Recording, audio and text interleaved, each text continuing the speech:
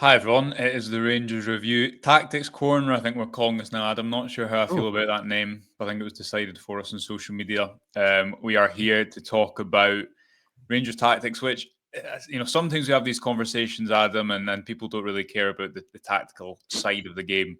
I think No. it's a hot topic at the moment, so we're going to get into some conversations about impressions after a few weeks of the season. Are you well before we have to talk about Rangers? I am. Yeah. I'm doing good. Thank you. I think the tactics and stats are a funny thing. They spend years people telling you tactics and stats don't matter, and then all of a sudden Twitter is awash with tactical takes and XG takes from people that have never been involved before. It's a truly interesting thing. Yeah. I'll let the target of that comment decide who it is, Adam, because I don't even know. So listen, let's get into it. We're just going to have a general chat. We've got a few examples. We're going to answer some questions, but it's not going to be really on one theme. We're not going to talk so much about the low block and Dundee. This was recorded before Alloa, partly because there's a lot of time to do that this season. Yeah. I think the real structure of this podcast today, the main talking point is, what is it Russell Martin's trying to do? How reasonable is it to what's a reasonable expectation as to when we should see it? Should we be seeing more by this point, and maybe what are some of the misconceptions? So want to start maybe by talking about the game so far, the game in midweek, Adam, and then we've had a lot of questions kindly sent in. So the second half of the podcast, we will largely spend time talking about that. What forget the kind of noise about everything and the other opinions. What have you made of it so far? What have you made of results, performances? The caveat is it's 15th of August, and that's not very long for a style of play to come in. No. The environment and the reality is that Rangers time just works very differently, and you have to be a bit of a politician as well as a football manager. So give me your thoughts and we'll go from there. It's not a long time for a style of play. It's even less time for an entire club-led transformation, which is what is happening on and off the pitch. So I am fairly relaxed because of that. I really don't mean to burst anybody's bubble, but there is no chance in hell Russell Martin is going anywhere in the short term future. That is, from everything I have heard, read about 49ers, and I appreciate it's not the exact same thing. I'd be amazed, even if it gets biblically bad, which I'm not even sure that would be in the next couple of weeks. I really can't see it. As far as I'm concerned, I've got that in my head, and I'm thinking, right, well, let's just see where we are, accentuate the positives if we can, discuss the negatives as well. I think getting to the playoff stage of the Champions League with all of that in the background is a huge achievement. That is probably a round further than I expected to get to. Mm-hmm. Yes, okay, we can say Pilsen weren't great. Plenty of people before Panathinaikos were given us zero chance pretty much of getting through that, or it was going to be really difficult. So I don't see how that can be a negative now that we got through it and we dealt with them fairly well, I would say, other than maybe the first half or first 60 minutes in the away leg, and obviously we had a good few saves to make in the home leg as well. So those 4 European games for me just exist in a bubble. We got a great lead in them, and we were rocky in the away legs, albeit we did shore up, certainly in the Panathinaikos away game, going to a back three, shoring up, showed tactical flexibility, if you want to call it that. And then Pilsen as well, last sort of 15, 20 minutes, I think we did a decent job of shoring up as well. So I'm happy just to take them in isolation and say you get through these games again. To use a comparison, that's all we've been told before. Winning is the only thing that matters. Get through knockout games, that's all that anybody cares about. So those are big successes as far as I'm concerned. Domestically, it hasn't been great at all. I was less what's the word here? I was more annoyed by Motherwell, I guess, because that was a team that wasn't really sitting deep all of the time. Certainly not in the same way as Dundee. So I was a little bit disappointed with that. Again, caveat, it was literally the second game of the season. Motherwell have a new manager, have lots of new players as well, so there's no excuse there. They had played quite a few more games. Who knows how that works in terms of getting players in, getting the style embedded. It's not a linear thing. I don't think you can say this manager was appointed on the 1st of June, therefore this team will play this way on 15th of August, and so must all the other teams. I don't think that is something that works. So that wasn't great. Dundee, I do still think we had some opportunities to win that game. Again, if XG gets used as a negative away to Pilsen, then Rangers won XG at the weekend against Dundee. Therefore, that has to be some kind of positive. I'm not saying it's great to win it. I'm just saying that XG comment that XG conversation needs to have balance. So not great at all. The first two games, a huge amount of player flux. It's becoming clearer as well, which isn't ideal, that some players that we thought might be okay maybe aren't even going to be okay in this new system, this new style. So in a way, each passing game, it feels like there's another player that we need to sign, or another thing that isn't going to work, which isn't ideal. So I think that's kind of where I'm at just now. We have brought in what I think are some decent players, some hopefully very good players, to sort of build a base.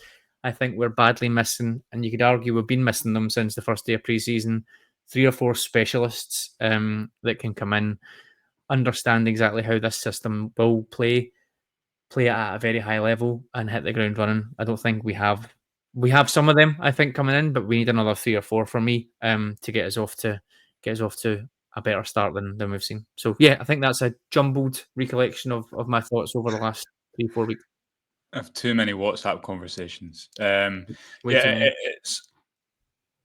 going to try and obviously what happens on the pitch you cannot separate from what happens off the pitch. So, we were both at Ibrox on last Saturday, and you see new players arriving. Someone like Max Aarons comes in, and suddenly, it's not their fault that Ibrox has been a terrible place to play football for the last couple of years. But suddenly, you're 30 minutes in, your teammates have started slowly, and you yourself against Dundee, and those risky passes don't seem very fun because A, no one's making the run, and B, the crowd's right on your back. And from the crowd's point of view, you can understand it because we've been promised the type of football. I want it yesterday because I've watched this game under X number of managers. So all of that exists in the background, and I want to try and park that a little bit, but just acknowledge that that's there. I think that's an important point. It's been relayed, or it's been communicated as a fresh start for everybody. But it's not. It doesn't exist. Not for fans. It's not for fans because you can't just forget that we've been rubbish for 3 seasons. So I understand the immediacy of it. My issue is with, I guess, some of the flawed logic and some of the just plain incorrect takes or analysis, or people setting out their stall after, let's be honest, 45 minutes probably of the Panathinaikos game, setting out their stall and not deviating from that in light of some positive evidence. That's the part that I think we need to be a bit more a bit fairer about, I guess. Yeah, and within the difficult context of doing something new at a club like Rangers, within the context of the last number of years, it's not going to happen overnight, and you probably need a bit of luck along the way, and you probably need a bit of but so we'll get into all that. I think one of the big issues they've had so far is that you're right, they deserve credit for getting into the Champions League playoff. You'd have got more credit in the eyes of supporters if you'd gone out in this round, got Europa League probably, and won the first 2 domestic games convincingly, because that's what people want. They want sustained domestic success. Again, before we get into a couple of examples from the Pilsen game, Adam, do you agree with this take that, okay, they've had pre-season and the game against Dundee should be much better? It was really interesting to me that being in both Russell Martin's post-match press conferences after those 2 games last week, after Dundee, he spoke about we needed more risk, more intensity. And if you listen to what he says about football, his first word, I think, is control. So I think before even attack and aggressive football, he wants to be in control. And I thought you saw against Dundee, the players go back into that, let's keep the ball because we don't want to lose it. And that's the negative of that. If you compare it to a Postecoglou system, which I think is more about what we want to do is score and attack, which is maybe why his Celtic team don't get into the playoff round, I think, in his first season. And certainly we're a bit weaker in Europe. However, over in Pilsen, Rangers didn't have enough control. and he said after the game, well, we need to take more care with the ball. So you need to take more care with the ball, and I can't remember the other. I'm paraphrasing. Yeah. Russell Martin, but that was his frustration with the game. You're almost trying to build two different game models at the start, and I think that's part of the difficulty and why I will probably give it a couple more months to, if I'm honest, to sit back and say, is this going to work or is this not going to work? Because see, at the moment, I don't know. I'm not clever enough to work to No, I know. work that Can't out. tell the future. Sorry. Yeah, but do you think that's fair? That again, we're recording this on the eve of Alloa. We've got more stuff going on the website tomorrow morning. A bit of a feature about the low block issues Rangers experienced last week. Some of maybe their plans and activating the transfer market to try and address this summer. But it's not as if Russell Martin's just going, right, my plan from the off is I need to beat a low block. It's almost like I need to form two different teams. Could that contrast in message for, if you're Max Aarons and you've not done this before, could that contrast in message between what you need against Dundee and the environment and then what you need away at Pilsen? I know he didn't play. Do you think is that a fair kind of just point to raise? I think whether it confuses the players, I think is one thing, but whether it's a lot to deal with, I think is valid. Yeah, there'll be obviously some of the players are coming from Championship and League One, and they're used to a lot of games. So I don't think that'll be a massive issue there. But the traveling as well, the different approaches, I guess, from domestic football to European football from other teams, never mind just from what we need to do. I think it's completely fair.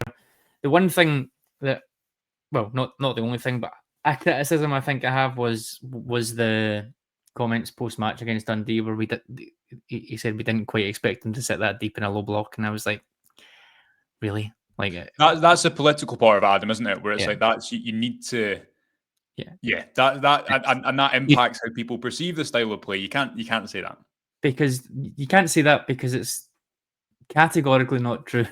that if, and it's the same thing that we spoke about with Clement last year or whatever. If you're coming in and from the start and you're saying, I've watched every game, I know how we play, I know the weaknesses, I know the strengths, you kind of rock up in a game like that and think, oh, they defended, jeez, because you're saying that you've watched them, and also there are a huge majority of people within that club that are still there and have been there for 5-6 years.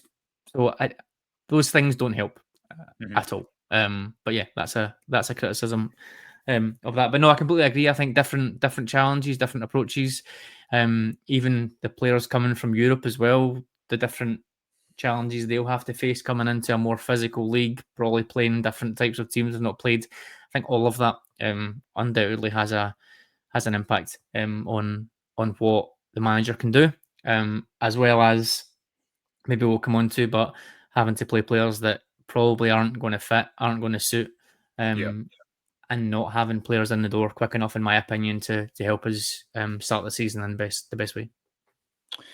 Yeah, okay. Let's look at a few examples from the Pilsen game, because what we really want to talk about in this part before we go into questions is what are the misconceptions. And I think one of the misconceptions about one of the truths about Martin's football, I think, is a potential is that control thing I'm speaking about, where I think what you need to break teams down is a rabid intensity. You need a lot of different factors, like set pieces, a variety of threats that Rangers didn't have at the weekend because they don't have anyone to dribble in the centre. A multifaceted forwards, I think, which Eggman is the only one who qualifies as that for me. But also just like an aggression and an intensity that, whether that's just hangover from last season at Ibrox or whether it's Martin wanting to keep the ball a little bit too much, thinking Dundee sit too deep, and that is something that definitely needs addressed.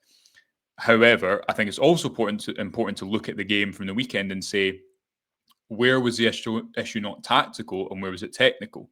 Now, Rangers conceded a lot of shots. We've got a question on that in the question section at the end, so I won't ask you about that just now, Adam. But something that I think is a misconception about Martin's football is that Rangers are playing it short for the sake of it. I don't think that's the case. I think they want to find the free man. And you saw that with Jack Butland at the weekend, who in midweek, who I thought actually was, I think he's been all right with the ball at his feet so far. I don't think he's not going to, there's limitations, but it's not been a huge red flag. His long kicking has been decent because Martin said, I think, we'll give him solutions. It's not as if we're going to ask them to do something they can't do. The solution in Pilsen was, well, we got to play long because that's where the free man is. And now you can talk about how much Rangers lost the ball. Is that, again, technical, tactical? Whose fault is that? Jack Butland looked long with over half of his passes. Not got the exact numbers today to my hand, Adam. But here's a few examples for you, which I will just play and pause. Here's an early one. Pilsen pressing man for man. The reason the pass isn't on to Jeffy is because there's a wing back ready to jump up on him. So the ball goes into Dessers. Dessers can't hold it up. You can see here Lyle Cameron's making this like quite clever diagonal run. He's impressed me so far. I think he's been good. And the idea is, okay, because they've pressed up so high, where is the free man? Where is the space? Is in the final third. The point they played in these risky areas anyway is because they want to create the space to transition into. It's like what De Zerbi did in the Premier League. There's a point to it. But then Dessers loses a ball and suddenly can concede an attack from here, right? That is a technical issue for me. Here's one more example. Got a couple more of these. This is another example of where's the free man. It's James Tavernier. He's out wide. He's trying to run in behind the wing back. You can see Russell Martin here is like applauding it and being at the game. You've seen him do this a lot. He wants his team to play aggressive quickly if they can. Again, I think this is a technical issue, Adam, because you're up against a high pressing side. So it's difficult anyway. But the risk the high pressing side take is, well, we're going to leave a lot of space at the back. That pass should go into Diomande there, and then Rangers have a 3-on-3 in the attack. And you're suddenly saying, oh, this is great direct, attacking football. But James Tavernier doesn't make the pass, and suddenly again Rangers concede. And just one more example before I throw it back to you. We also saw some other solutions. Oliver Antman rotating inside at points. Again, you can see him moving in from the right wing position, creates a free pass for Jack Butland from here. Again, this should turn into I don't know what it is, a 4v4 in attack, but the touch is heavy and Rangers concede. Just to throw it back to you, I think this is an example of there was tons and tons and tons and tons of issues in that Pilsen game, but I don't think you're seeing a manager who's like, it's not as if Russell Martin is inviting that pressure by always trying to play out. I think you're seeing solutions. I think a lot of the issues so far have been technical. Is that fair? 100% for me. Yeah, definitely. I don't disagree. Yes, there can be a lot of passes between centre halves. And by the way, again, people exist in a Rangers bubble. That is the case for the vast majority of teams that are better than their opposition and playing leagues that they're going to have a lot of the ball. That's just a thing. Mm-hmm. Yes, the passes could be more penetrative from centre halves at times, but it's not just lump it forwards. It's like you said, they're circulating. For me, circulation is the key. Rotation is the key to disorganising a team's defensive shape. So they're moving the ball about to try and find a space. Now that space can come from the opposition pressing too aggressively, or from a player getting themselves free. So it's not about just passing it between each other or just getting it forward quickly. For me, it's about waiting for the moment where a gap appears and trying to use it. That will all get better, you would imagine, once players are in the door, once players are able to find space better, once the centre backs get more comfortable with what they're trying to do. In terms of the short build up, in terms of the higher build up, I agree. So this is different again. Then they're trying to find the extra man. You've always got an extra man in build up, I think, or mostly you've always got an extra man in build up, just because of the way that teams build up and teams defend. You've always got a spare man. It just depends where he is. So if we've identified that Dessers is going to be spare and therefore we want to find him with our passes, that's fine. But again, it goes back to this point. Surely, as a coaching staff, you're aware that he can't do that.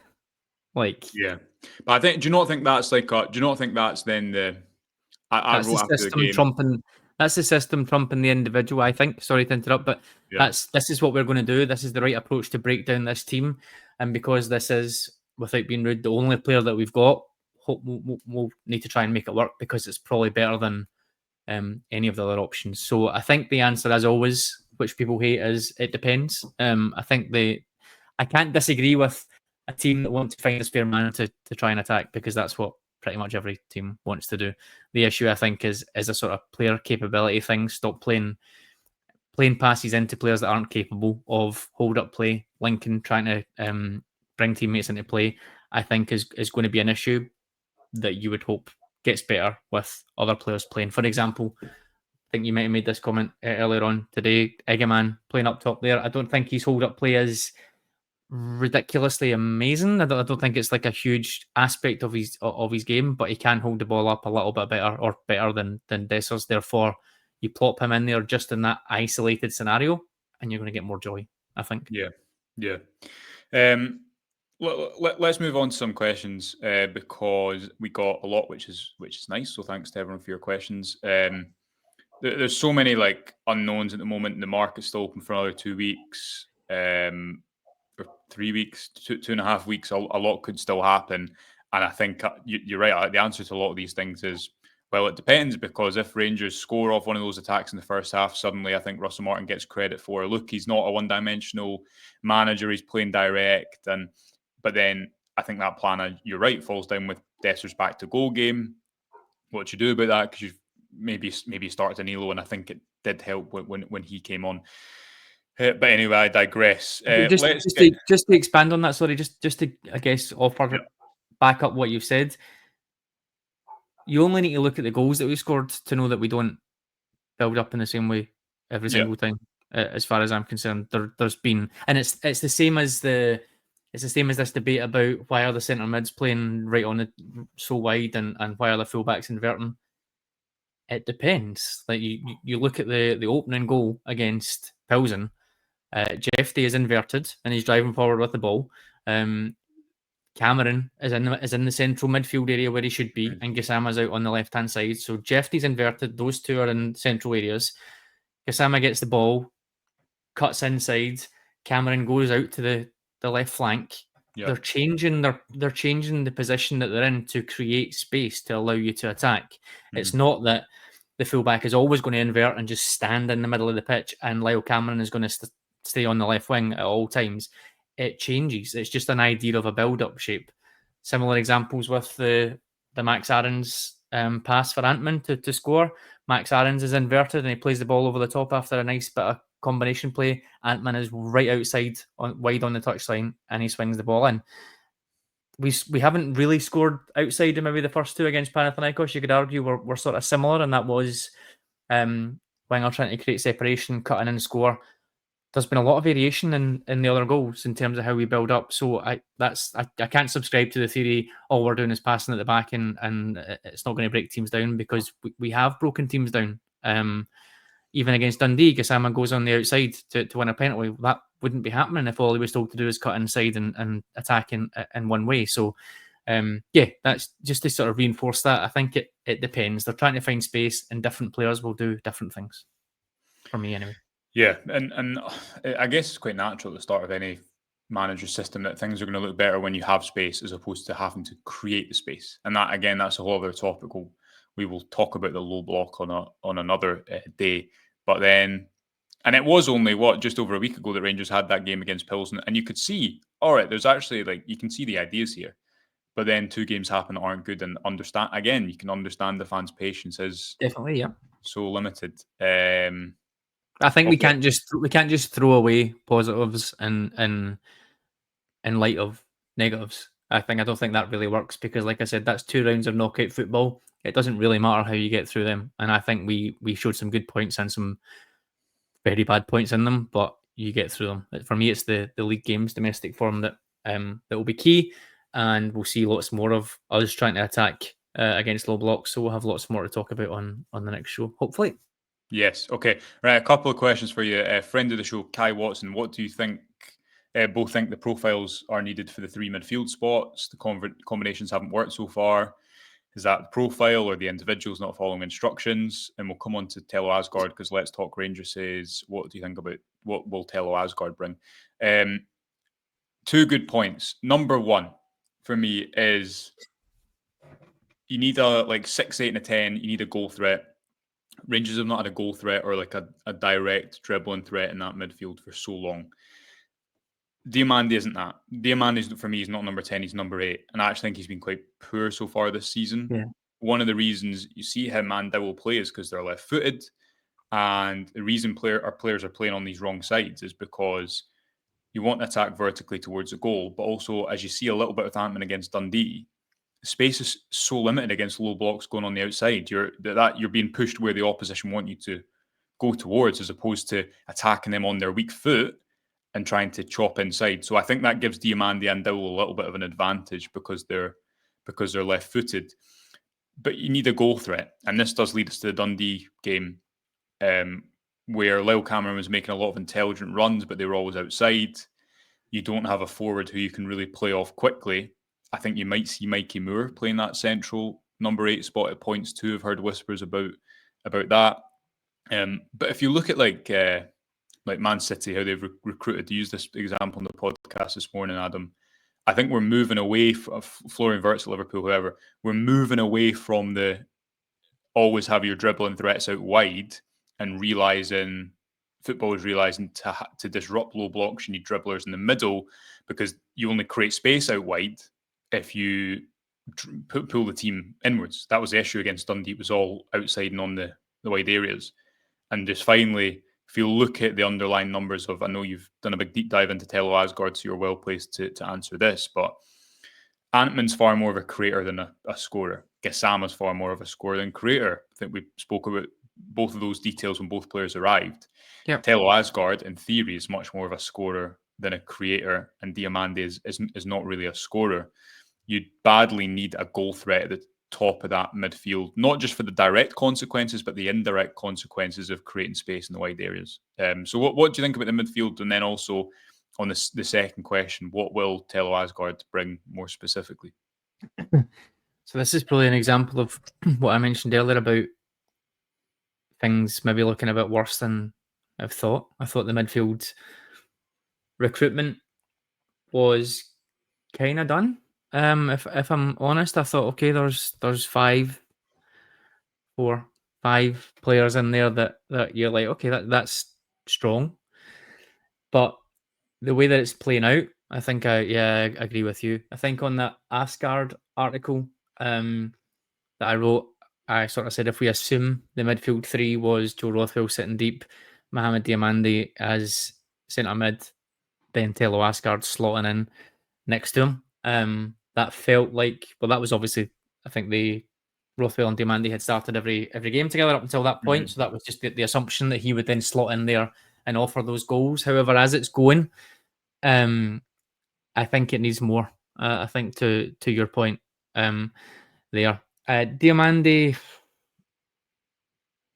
I do like him at times. I think, and it's difficult as well. People say, oh, he doesn't do this, doesn't do that. It's not his game. Maybe it's not his game. However, what I think he does do potentially isn't really hugely required for us, certainly domestically, in terms of being that sort of press resistant connector, if you want to call that, linking sort of midfield and attack. I don't think we always need that domestically. So he, for me, would be in a position that I'd be looking to change. And I totally agree on the Mikey Moore point. I know he is a winger, probably more of a left winger. He can play in a couple of positions. But again, it's going to be a lower block than they've ever faced. So it's natural that you want to get runners in the middle of the pitch, lower down the pitch, like you said. So I could see that. You've got a sitter and you've got Asgard and Mikey Moore as your 2 attacking 8s, whatever you want to call them, who will run. One can create and score. One can certainly score and hopefully create. With a number 6 behind them, I think at some points that could be really, really interesting. I think that gives us those runners. It gives you 4 runners, and across the 4 they can all score and create, or at least they can score and create across the 4 of them rather than all individually. I think I would like to see that at points for sure. I'm not 1,000,000%. I'm going to reverse my opinion on Rothwell. I'm not 1,000,000% sure on that as a 6 now. I like the logic of it. I could understand it. Again, it sort of comes back to that point. If we sign someone who is a decent passer and a good ball carrier, I think those skills are missing further up the pitch in my mind. So whether he's someone that can go up there At times, I'm not sure. I don't love it. Certainly away from home. In Europe, I don't love the protection or lack of protection that just having him sitting as a single pivot brings. I think we would know that anyway. I would like to see a specialist number 6 brought in. I don't know how realistic that is. I don't think, and again, this is this debate about systems over style. I don't think Nico Raskin is good enough in possession, or the manager thinks Nico. I don't think the manager thinks Nico Raskin is good enough in possession, building up, trying to find the space, as Joe Rothwell does, and that is clearly the most important thing for the manager in that role. So, I think he thinks he's too risky, and I don't yeah, think you listen to what he said out in Pills, and it's not an irreconcilable it's a tricky one. situation. I think I've not minded Rothwell so far, but because I think it's not so much what he does directly. It's not about him. It's more how he creates space for others and provides security. And you need to. This is where again, Chefty, I think, has so many good raw attributes, but he's probably going to give the ball away in a bad position 2-3 times a game, like Raskin. And if you add that together, it's 4 or 5. I just think Martin Yeah, doesn't want that. I So think that's so. I think for me, I get it. I think both of them have their attributes. I think they both can play that number 6 role well. But I think for it to be, and it is a really important system, I would prefer to have someone in there who is a 100% fit, ideally at all times. Again, it goes back to that point I made at the start. Are you really going to get someone that's a fit all times when it's such a disparate challenge at the weekend to midweek? I don't know. I have liked him as well. Yeah, I can't not say that. I think at times he has been really good. Couple of defensive lapses, maybe the other night that weren't great. But I think I like his security on the ball. I like he kind of reads things well until he doesn't. And I like Raskin in there too. So it's just a bit of a strange one for me. It's two players that maybe don't 100% fit it, sort of battling out for the position. When I think probably having another one in there that can do it themselves, particularly if you're then going to be more attacking with Asgard and Mikey Moore, having someone in there who can deal with that would be preferable, but it's probably far down the list. The second part of Kai's questions is it not work in the combinations because of the profiles of player or just individuals not following instructions? If you go back to Raskin and that number 8 and you compare him to Lyle Cameron is doing what the system needs, which is making wide runs and not getting the ball, but creating space for others. And this system, I think, needs a few of those players making the unselfish movements instead of everyone just wanting to get the ball to make it work. Let's move on to a couple more, Adam, before we finish. A couple more questions. One here, which caught my eye from, let me see, David Keating. Which teams in Europe are most successful at breaking down a low block, and how do they do it? Possession teams. And I'm not going to say a Russell Martin team because we don't know yet. And again, there's all these factors about what are the optics. Can you do it at Ibrox? Is it a little bit too control orientated compared to the risk of trying to attack all the time? This is a big part of Rangers' recruitment of a new manager. It's the reason it took so much time. Anyone who's spoken about the process and the bits you hear about that speak to the actual length of time this took to come to a decision. I'll try and explain quickly why I think this type of football generally, and there's adaptations and evolutions in it, but this style of football generally wins leagues.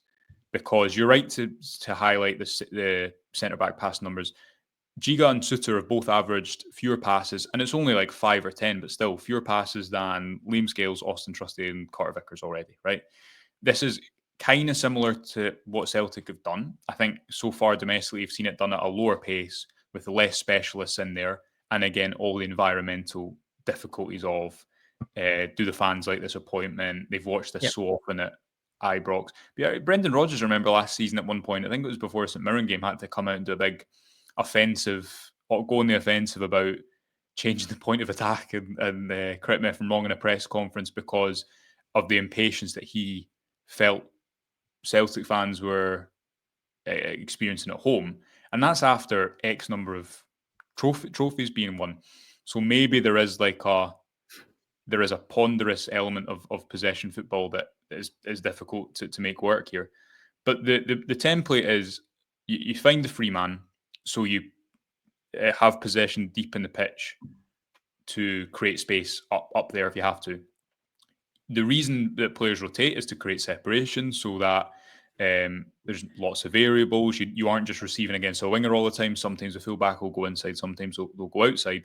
But the rotations are not, again, just pretty patterns. But I think as we showed after the Panathinaikos game, again, the theory, maybe not the application, but the theory behind it is so that players can receive facing forward and a step ahead of their opponent. Because again, football is just like lots of little 1v1 battles. Can you create a 2v1 here? Can you create an overload there? And suddenly you progress up the pitch. And then it's the point of, which is like the whole Guardiolan thing, control. And the way to beat teams is to mitigate variables, because if you are a Man City playing Crystal Palace at home, they'll want more variables than you because it will suit them. So can you control the game? Can you limit transitions? Can you play with your fullbacks inside to protect against transitions, etc., etc., etc.? And you trust the system up to a point, and then players' individualism comes into it. But there is like there's a predictability to it that these type of managers want. That is a rough system for me. And then depending on how high or low the opposition defenses are, how aggressive and intense do you need to be? How patient is the league? How patient are your fans? What's the scar tissue like?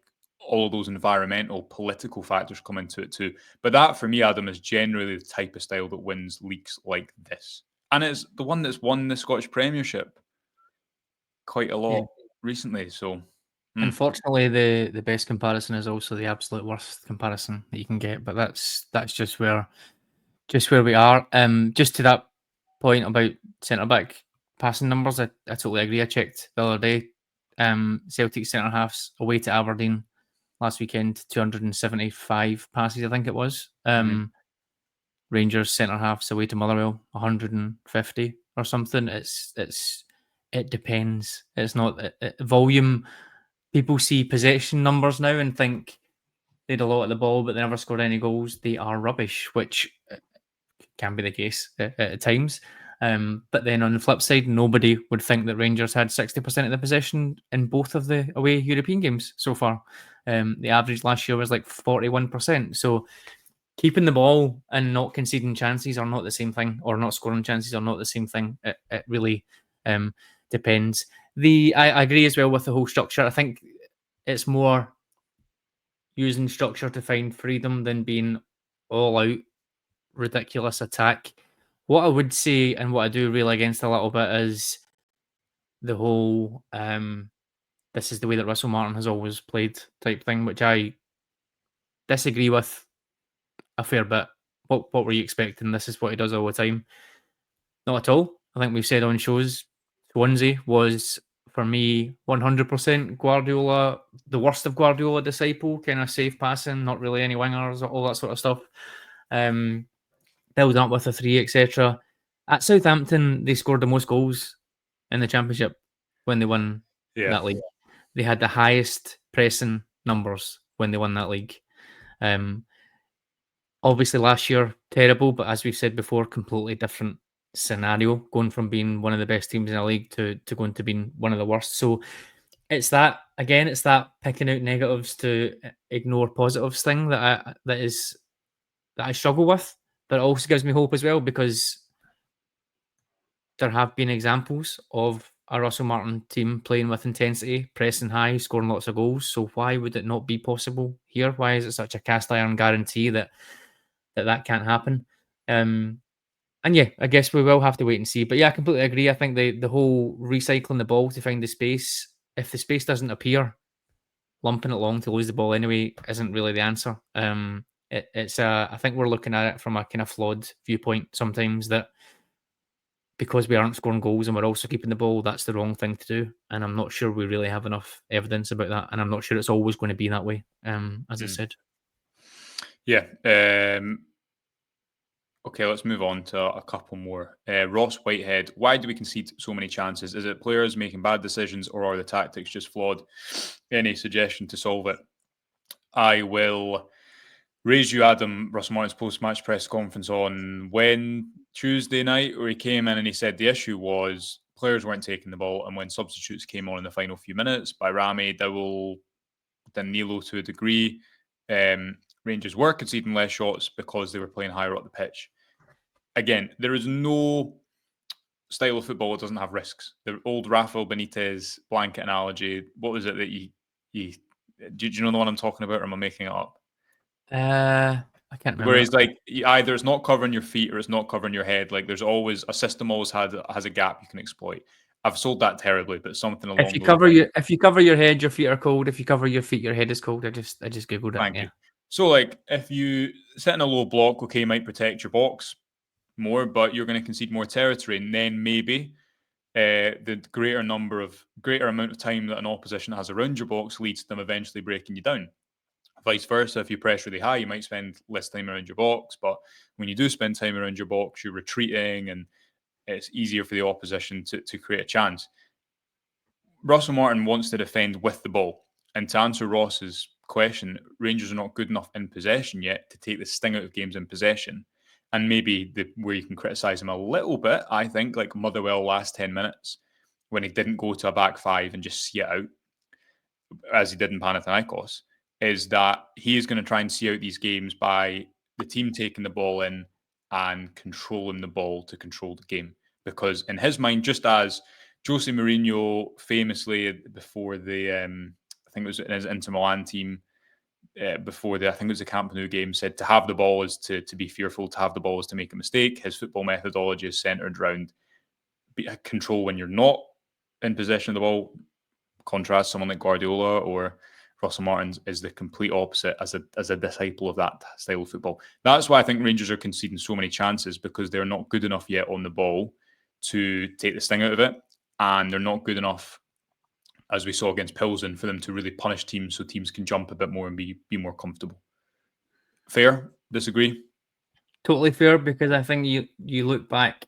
I'm sure someone will correct me, but I don't see goals being conceded because the shape isn't right or because players are in the wrong positions. I see goals being conceded from fairly huge defensive mistakes, and I don't think that's a new thing either. I think that has been the case for a large number of years. So whether that's player quality, whether whether it's instruction, etc., I don't know. I would probably veer on the whole player quality thing. And again, it's to that point. If everybody wanted pretty much all of the players to go last year, then I don't think it's a surprise that some of them aren't good enough to do anything.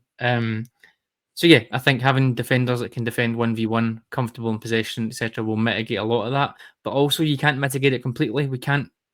There isn't a team really that exists at the minute that don't concede goals and score lots. That doesn't quite exist. Even Arsenal have got the best defence probably certainly in the Premier League.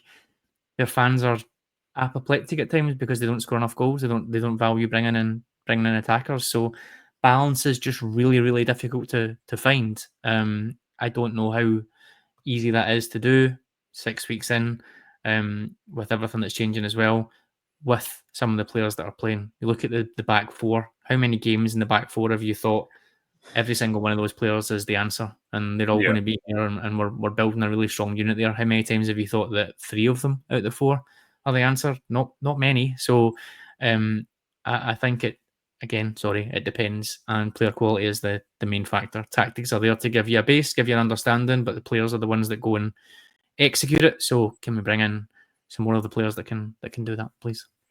Final question, CB, regarding our fullbacks, is inverted the way to go, or would overlapping be better for league games? Kind of ties into another point which we won't cover in too much detail because I think it merits some graphics. But Nicky's saying when the ball is passed to a winger, the number 8 makes a run 90% of the time and stands in line with the winger on the touchline, kills the winger's space. The odd time they make a run in behind, I'm struggling to see what the purpose, instead of leaving a winger 1v1. I think Nicky makes a good observation there. Again, it's about rotations. So in an ideal world, I think you have 3 players in those positions who can move in every area, right? So if you go to a previous Rangers example, Ryan Kent could receive the ball on the half turn as a number 10, or he could take the ball as a high and wide winger and attack 1v1 sometimes. Yeah. Glenn Kamara, again, could do a lot of different things in that left number 8. But Borna Barisic can't receive with his back to goal, can't receive in the half turn, so it limits it. You can only really rotate the 2 players because Barisic always generally has to go up and down. So to Nicky's point, didn't work well against Dundee because there was such a lack of central penetration and so many things wrong with that game. But the reason they're doing that is, again, to create a bit of separation and a rotation. So you'll see sometimes Cameron goes wide and Gassama comes in. And the point is that Gassama receives the ball, face in play, a step ahead of the defender, and can move into the space that Cameron's created. But you're right, when that maybe doesn't work in the right moment, or when you've got a fullback like Jeffy who isn't that comfortable moving inside, it can end up leaving all players in kind of one line. But I don't know if it's off the ball in particular. They will move inside to protect against transition because they facilitate the wide wingers. You don't want players on the same line. But I think multifaceted is what Russell Martin will want, and as Rangers do recruit a new left back, I think you'll see someone who's far more of a player capable with their back to goal than Chefty. And jury's out a bit on Max Aarons early on. He's had a wee bit of a difficult start, I'd say. I thought he was good in the home game against Pilsen. But the idea is that they should be able to pick up all these different positions so that facilitates the winger or the number 8 being able to pick up the ball in different areas too. And again, then that increases your threat when you're trying to break a team down, I think. And I think it can look clunky as anything when we're brand new into it. It's a different thing for a lot of players. We don't have the player quality, we don't have the relationships built up, etc. So I agree, it's not going to look like a orchestra from the off, if you like, with lots of lovely rotations and everything going to plan and everybody being in different vertical spaces at times. But fundamentally, I think that is the way that positional play works.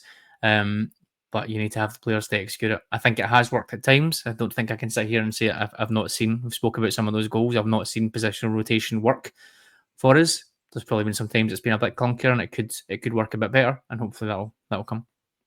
Yeah. Okay. Listen, we'll leave it there. We will get to some more questions. We'll do this as a more regular feature in coming weeks. This is going to go out, recording it Friday evening, so we go out before the Alloa game. And whether Rangers win or lose against Alloa, Adam, it will either be the system needs more time, or it will be I can't even begin to think what would happen if Rangers don't. Understandably, if Rangers don't play well, not just get a result, but play well against Alloa. And I think Mikey Moore and Asgard and Egerman coming back should, in theory, help that. We will leave it there unless you have any other pressing thoughts. Nope, all good. No. Thank you. All good. Thank you for joining us. Remember, subscribe for free on the YouTube channel and like the video if you liked it. Maybe you didn't, that's okay. If so, but really helps us out if you like the video too. We will speak to you soon on the Rangers Review as ever, and goodbye for now.